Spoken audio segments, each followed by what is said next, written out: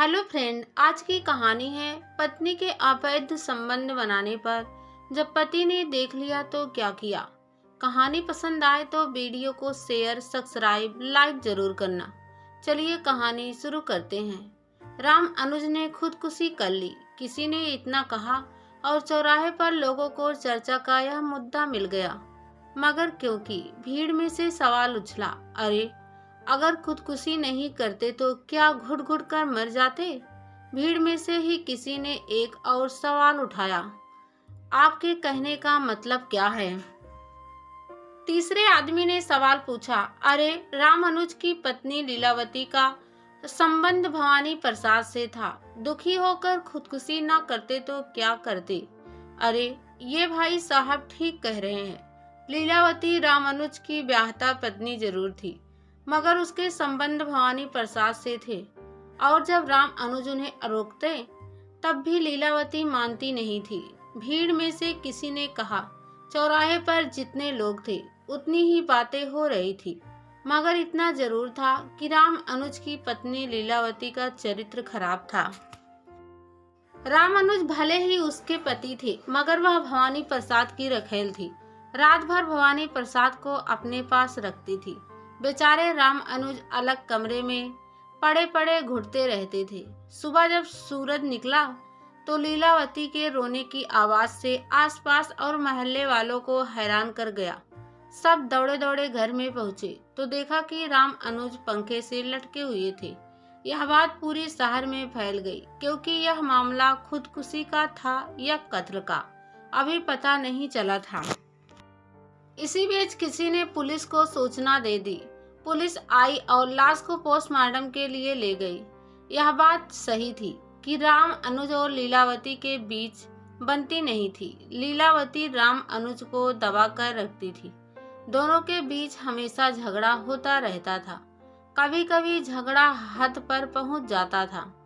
यह भवानी प्रसाद कौन है, लीलावती से कैसे मिला, यह सब जानने के लिए लीलावती और राम अनुज की जिंदगी में झांकना होगा।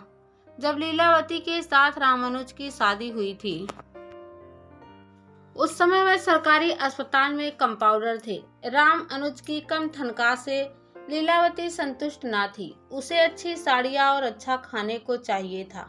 वह उनसे नाराज रहा करती थी। इस तरह शादी के शुरुआती दिनों से ही उनके बीच मनमुटाव होने लगा था। कुछ दिनों के बाद लीलावती राम अनुज से नजरें चुराकर चोरी छिपे देह धंधा करने लगी।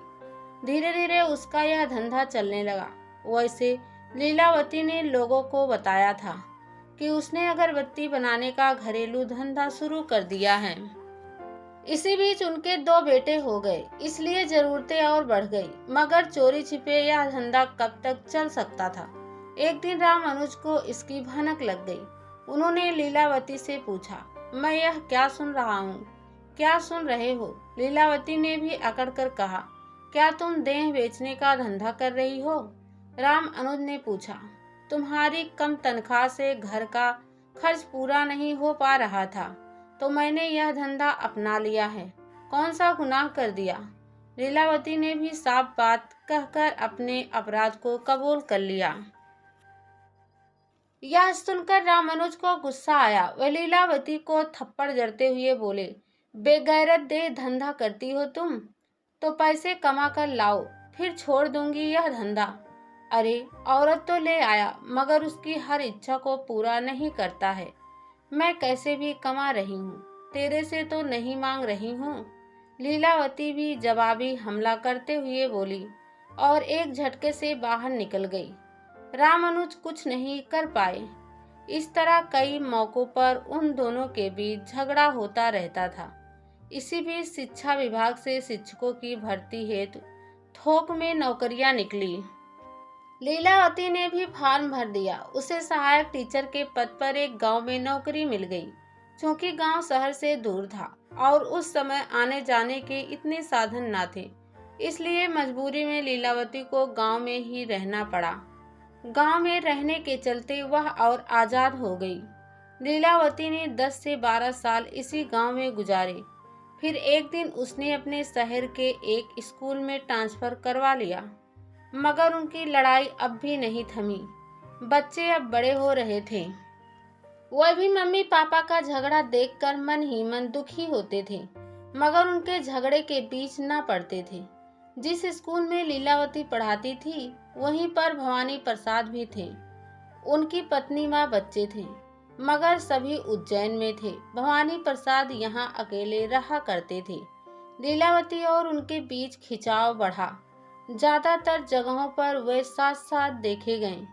कई बार वह लीलावती के घर आते और घंटों बैठे रहते थे।